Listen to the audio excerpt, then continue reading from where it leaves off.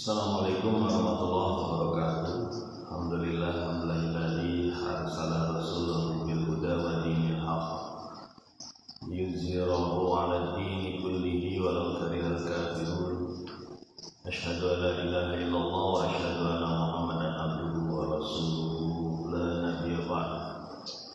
Allahumma shalli wa sallim wa barik ala sayyidina Muhammadin wa ala alihi wa sahbihi ajma'in. Amma ba'd. Ayyuhan nas ittaqullaha haqqa tuqatih wa la tamutunna illa wa antum muslimun.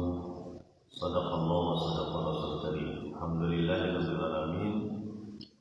Jamaah kaum taqwa sekalian Allah dan siapapun teman-teman yang sedang melihat siaran ini, mari kita lanjutkan lagi, masih di surat Fatir. Kemarin kita sudah sampaikan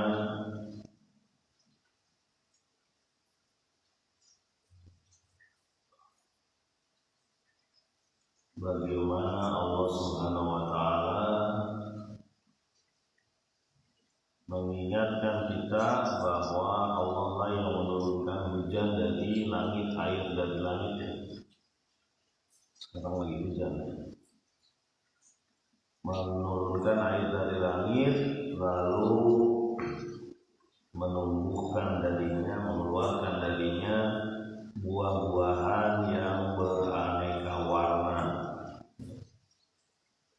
Kemudian juga di gunung-gunung ada garis-garis jalan-jalan yang berwarna-warna juga, berwarna-warni, merah, putih, hitam pekat.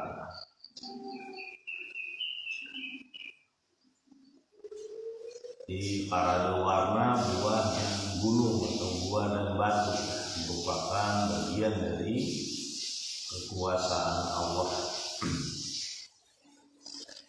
Mari lanjut kita ke ayat yang ke-28 surat Fatir. Bismillahirrahmanirrahim. Wa minan nasi wad dawabi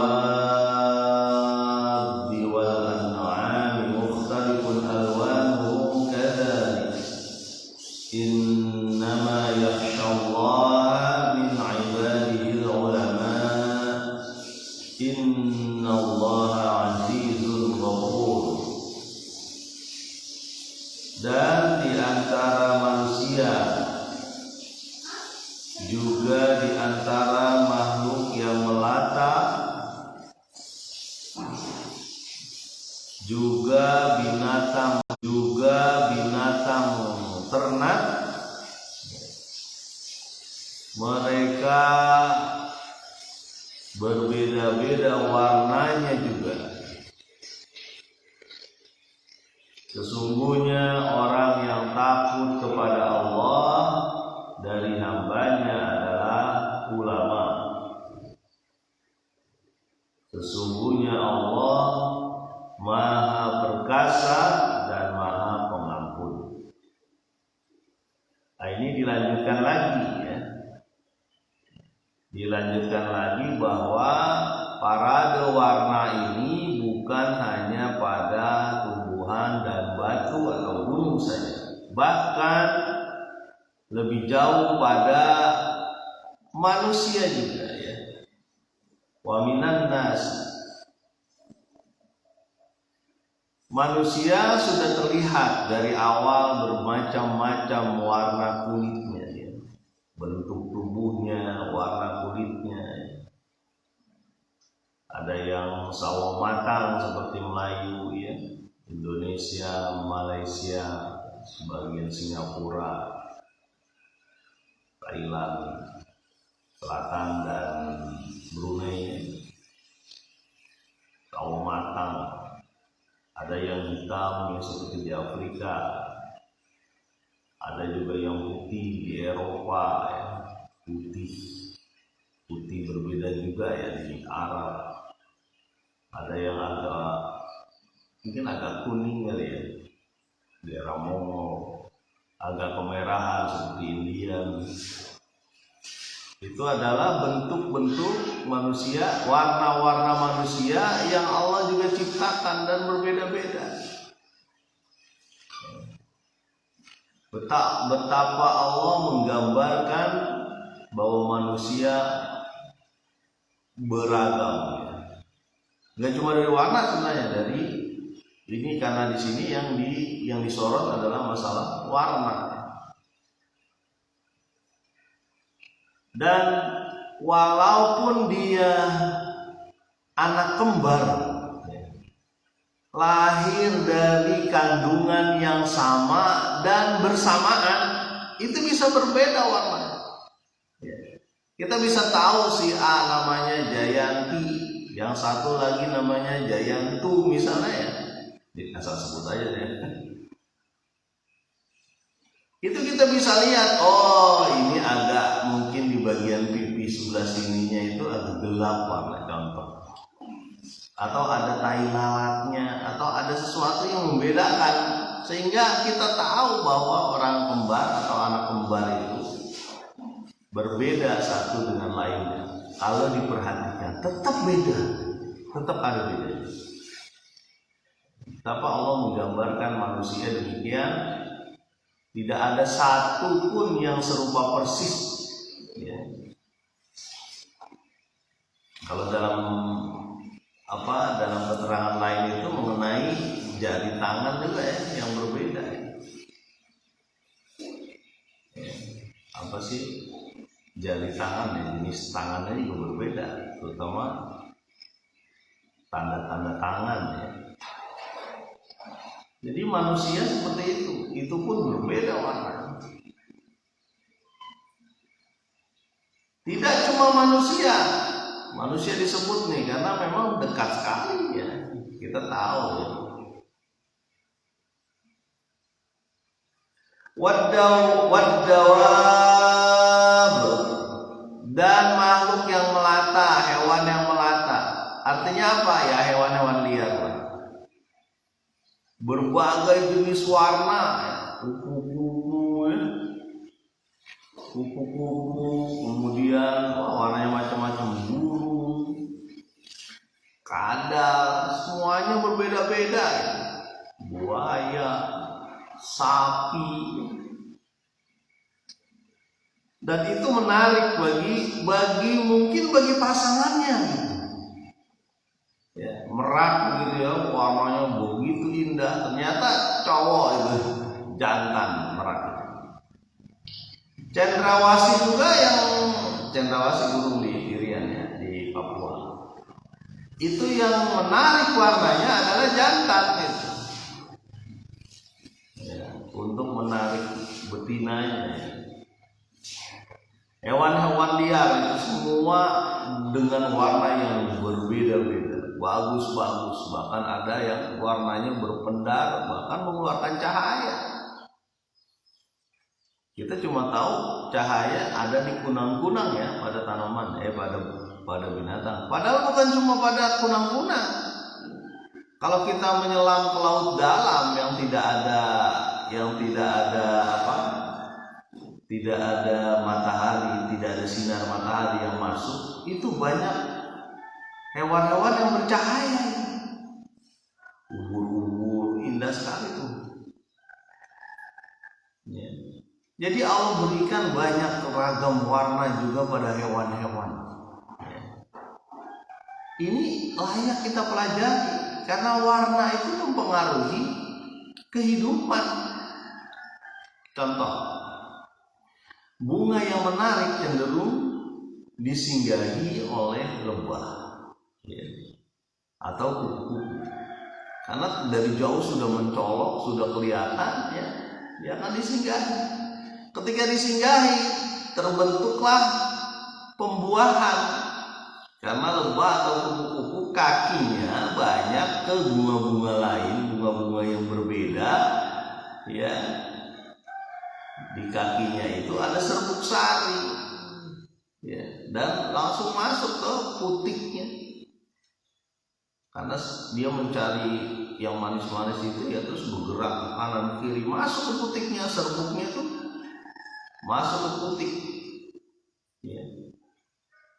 Sel putik itu organ kelamin betina ya pada bunga, sehingga berbuahlah dia.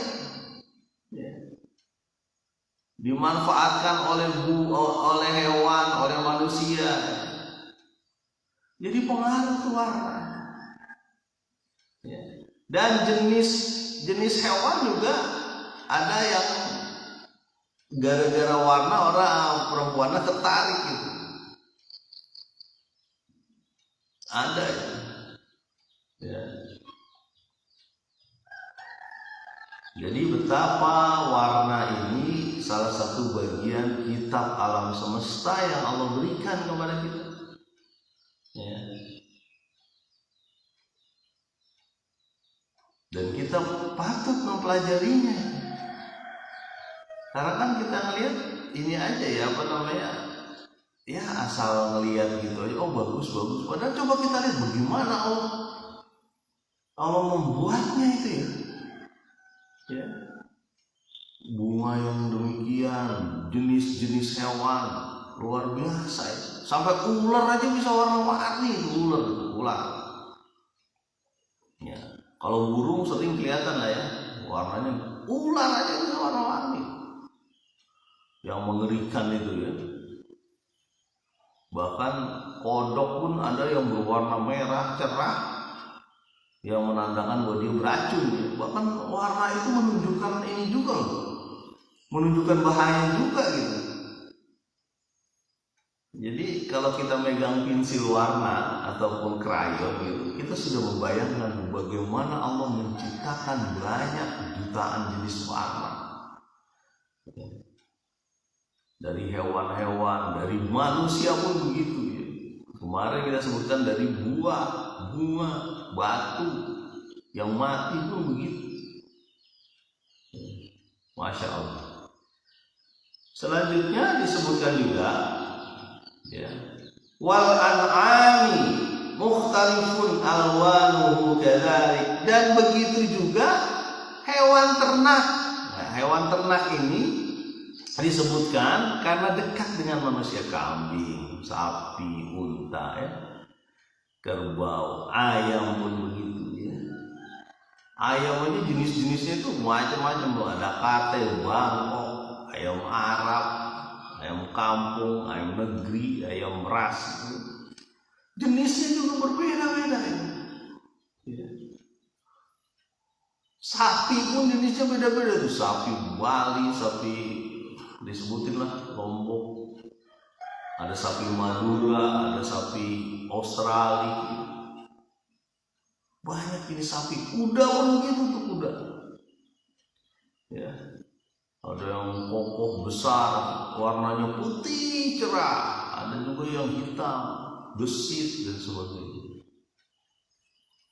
Binatang ternak disebutkan juga karena dia lebih dekat dengan manusia ya. Kita tahu betul gitu. Kucing pun begitu ya. Kucing tuh banyak banget itu warna-warnanya ya. Jenisnya juga beda-beda, kucing lokal, kucing Anggora, kucing Siam, kucing macam-macam. Jadi An'am juga bagian dari kekuasaan Allah, kitab alam semesta yang Allah gambarkan kepada kita.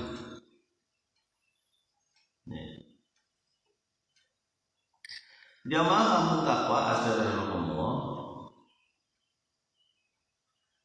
Ayat ini lanjutannya adalah ayat yang sering dibaca ya, sering mungkin pernah dengar. Innama yakhsyallaha min ibadihil ulama, sesungguhnya yang takut pada Allah dari hambanya hanyalah ulama. Ya. Yang takut pada Allah ulama. Seolah-olah di dalam Al-Quran ini dibuka lembaran-lembaran alam semesta, dipelajari oleh ulama ya, dipelajari oleh orang yang berilmu. Karena dipelajari, dia jadi paham. Ini ada kitab suci Al-Quran, ada kitab alam semesta. Dua-duanya itu dipelajari dan saling berhubungan. Ya. Kalau sesuatu yang berhubungan pasti saling berpengaruh kan. Al-Quran membolak-balikan kitab alam semesta, menyampaikan kepada kita ya. Begitupun ya, berarti Al-Quran punya pengaruh yang luar biasa pada manusia. Kalau nggak tentang warna, dia cerita tentang proses. Dia cerita tentang bagaimana berjalannya awan. Ada manzilah, ada perputaran bintang, bulan, matahari. Itu sering dibolak-balik itu di dalam Al-Quran. Dan yang bisa menangkap ini adalah ulama. Dan dia akan takut pada Allah ya, ketika dia mempelajari lebih lanjut, lebih jauh. Bahwa Al-Quran juga menyampaikan kitab alam semesta. Ayat kauniyah kalau bahasa kita, bahasa Arab. Jadi kauniyah dan kauliyah itu dipelajari oleh ulama sehingga dia takut pada Allah. Ya. Betapa mudahnya Allah porak-porandakan alam semesta ini. Ya. Betapa mudahnya Allah hancurkan manusia. Orang di alam semesta ini sudah disampaikan ya. Makanya disebutkan innama yakhsyallah min ibadihi ulama. Hanya ulama yang takut sama Allah. Pak, pertanyaannya saya kan bukan ulama. Salah, orang yang berilmu ulama itu kan. Kita pun ulama. Saya nggak ngerti sama sekali. Lah Anda sholat juga, berarti Anda udah ulama itu, udah tahu ilmunya. Saya nggak sholat juga Pak. Lah Anda nikah pakai apa nih? Pakai syahadat kan? Tahu ilmunya. Masalah sedikit atau banyak urusan lain. Yang takut pada Allah adalah ulama. Dia yang membolak-balikan, melihat pandangan ke alam semesta, melihat Al-Quran, mempelajari Al-Quran, dua-duanya digabung. Jangan cuma pelajari Al-Quran saja, tidak dipelajari ayat-ayat alam semesta, nggak boleh. Ya. Kan banyak ayat-ayat alam semesta itu di dalam Al-Quran, menggambarkan betapa Allah punya kekuasaan hingga alam semesta ini. Bukan cuma nyuruh sholat dan zakat saja di situ. Bukan ya. Karena ini aja contoh. Isyarat-isyarat tentang warna merupakan isyarat-isyarat tentang teknologi, tentang ilmu ya. Betapa banyak para saintis ya, kalau bahasa kita ilmuwan itu mencoba di berbagai percobaan untuk menjadikan satu warna pada tumbuhan atau pada hewan, sehingga warnanya menjadi menarik.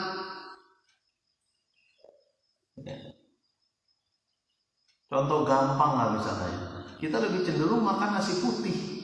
Kalau dikasih nasi merah kita kurang begitu nyaman ya. Padahal katanya nasi merah gizinya bagus. Ya. Nasi biru pun juga ya. Kemarin bikin nasi uduk apa nih? Pakai bunga telang, itu warna biru. Namanya nasi kerabu orang Melayu bilang. Dan itu menarik juga jadinya gitu. Nggak cuma nasi, bubur sumsum bisa dibikin teh gitu ya dari bunga telang. Ya ini saya sebutkan banyak spesies ya. Kembali lagi, hanya orang-orang berilmu yang takut pada Allah. Karena dia berusaha mempelajari Al-Quran ya. Berusaha mempelajari alam semesta ini, semakin tunduk dia kepada Allah ketika mempelajari alam semesta ini. Ya. Makanya Al-Quran itu kan mengingatkan kepada kita orang-orang yang terbaik ya. dari Anda adalah man ta'allamal Qur'an wa 'allamahu. Siapa yang terus-menerus mempelajari Al-Qur'an, mengajarkannya. Ya. Dan di Al-Qur'an itu ya, ayat nama suratnya saja ada nama alam semesta tuh ya. An-Nahl, ya. Lebah, An-Naml, semut, Al-Baqarah, sapi, Al-Fil, gajah, Asyam, matahari, Al-Lail, malam. Coba bayangin. Dan nggak ada surat sholat gitu. Surat sholat nggak ada. Ya. Ada Al-Kahfi, Ashabul Kahfi. Tentang apa itu? Tentang gua. Orang yang bersembunyi di gua. Gua disebutkan. Ya. Al-Qamar, bulan. Oh, bayangin tuh ya. Isinya kan kitab alam semesta itu. Ya. Al-Asr, waktu. Ya. Diingatkan kita tentang waktu. Ad-duha, waktu duha. Ya. Banyak. Anas pun alam semesta kan itu. Manusia. Bagaimana manusia itu gimana ya? Al-Falaq, Masya Allah, itu tentang alam semesta. Dan ulama yang mempelajari inilah yang bisa takut sama Allah. Dia ingat ketika melihat alam semesta ini, ingat sama Allah. Was-subhi idza tanafas, dan ketika subuh yang bernafas. Coba Allah sebutkan begitu tuh. Subuh itu kayak bernafas, seperti makhluk subuh itu. Idza tanafas, ketika dia bernafas, Masya Allah. Kita nggak kebayang bahwa subuh itu makhluk ya. Padahal subuh itu makhluk dan bergerak lah ya, sampai bernafas. Coba. Salah satu ciri makhluk hidup adalah nafas. Dan yang takut hanya ulama. Bagaimana kita menjadi ulama? Kalau kita tidak mau datang ke masjid, ke musola, ke majelis ta'lim, melihat, mempelajari Al-Quran, ya. Bagaimana kita mau jadi takut sama Allah? Kita tidak datang ke masjidnya, ke rumahnya, ya. Tidak datang ke majelis ilmu, tidak datang ke majelis zikir, tidak datang ke majelis ta'lim, tidak datang berjamaah. Bagaimana kita mau takut sama Allah? Padahal takut sama Allah itu adalah kunci untuk kebahagiaan dunia dan akhirat.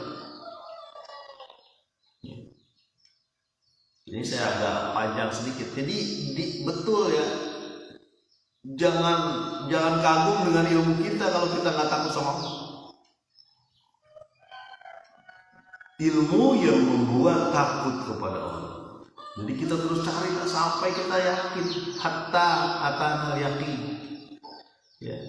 Wa'bud rabbaka, sembahlah Tuhanmu sampai ada keyakinan.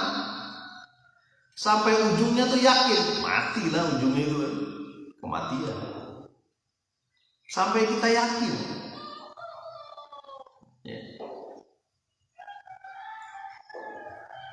Jadi mudah-mudahan kita semua menganggap diri kita ulama ya. Iyalah kita ulama. Orang bisa alhamdulillah, kata-kata alhamdulillah, pujian bagi Allah.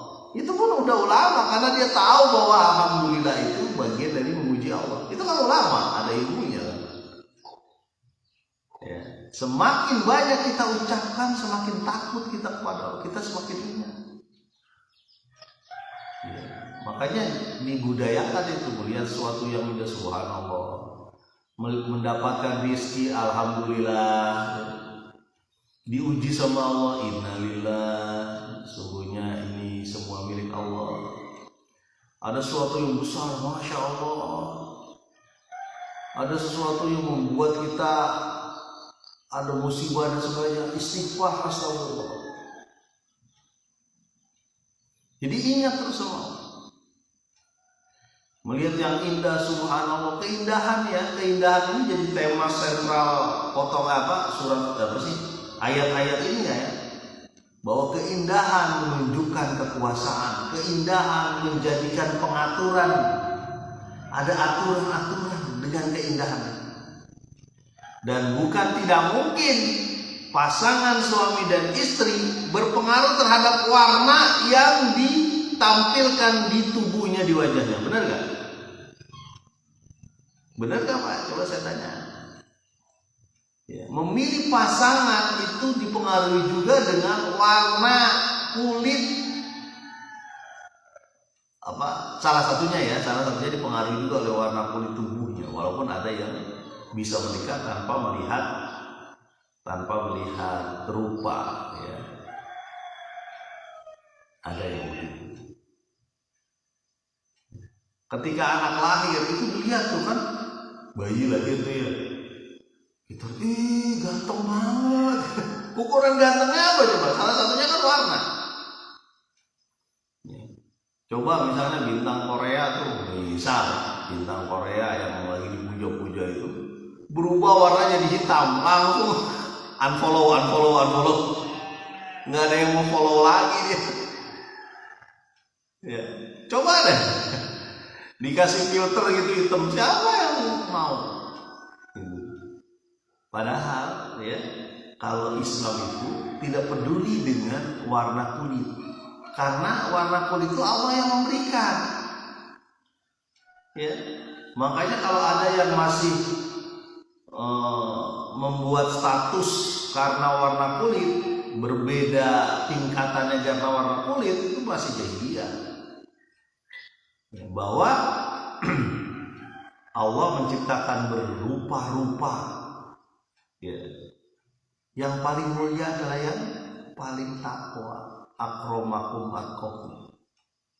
Yang paling takwa. Jadi nggak peduli itu warna. Ya. Artinya jangan-jangan warna yang bagus tapi dia nggak takut sama Allah, sama aja masuk neraka juga lah, sengsara juga hidup. Ya, saya kemarin sempat baca ya, salah satu selebritis internasional ya, di perkawinan ketiganya itu masih dikhianati juga gitu. Masih selingkuh juga suaminya gitu. Padahal semuanya kekayaannya ada. Selebritis internasional, bukan Indonesia. Di perkawinan yang ketiga suaminya masih selingkuh juga, coba bayangkan. Semuanya dia punya. Ya. Ini benar ya, jadi ketakwaan lah yang jadi ukuran kita.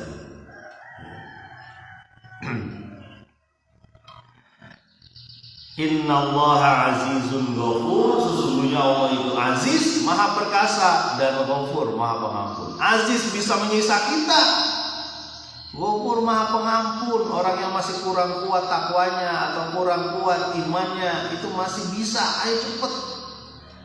Maha pengampun Allah.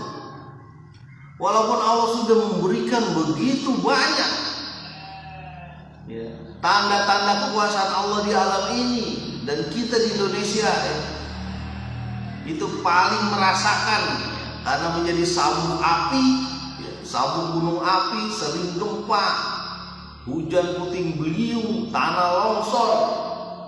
Allah itu aziz, maha perkasa. Maha perkasa juga maha membentuk ya, bentukan-bentukan. Nah, kemarin di Selandia Baru juga meletus ya, gunung api dalam laut, gunung api dalam laut, dan bisa mempengaruhi tsunami. Terjadinya tsunami Selandia Baru kalau nggak salah, baru beberapa hari yang lalu. Asapnya keluar, bayang ya, asapnya keluar dari dalam laut coba. Awan panas kalau kita ngelihat dari atas, ini dari bawah. Masya Allah. Aziz Allah itu bisa perkasa, bukan bisa perkasa, memang perkasa. Tapi Allah juga Maha Pengampun. Yang kurang takutnya sama Allah, takut sekarang sama Allah. Karena Allah Maha Pengampun. Pak, gimana Pak? Saya sudah begini. Badan saya banyak gambarnya Pak. Badan saya gambarnya banyak. Gimana saya nanti sholat saya nggak sah? Sholatnya sah. Walaupun kalau punya rizki nanti di laser aja dibersihin. Mudah-mudahan rezekinya ada. Ya. Datanglah ke masjid, ke musola, ke majelis taklim. Ya. Apalagi usianya sudah berumur, nunggu apa lagi? Ya. Datang. Mudah-mudahan bermanfaat. Subhanakallahumma wa bihamdika asyhadu an la ilaha illa anta astaghfiruka wa atubu ilaik. Assalamualaikum warahmatullahi wabarakatuh.